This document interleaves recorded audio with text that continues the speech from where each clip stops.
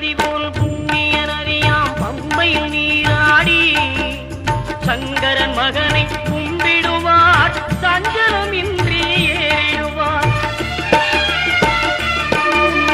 நீலிமலை ஏற்றம் சிவபாலனும் ஏற்றிடுவார். காலமெல்லாம் நமக்கே அருள்காவலனாயிருப்பார். தேகபலம் தா பாதபலம் தா தேகபலம் தா பாதபலம் தா தேகபலம் தா என்றால் அவரும் தேக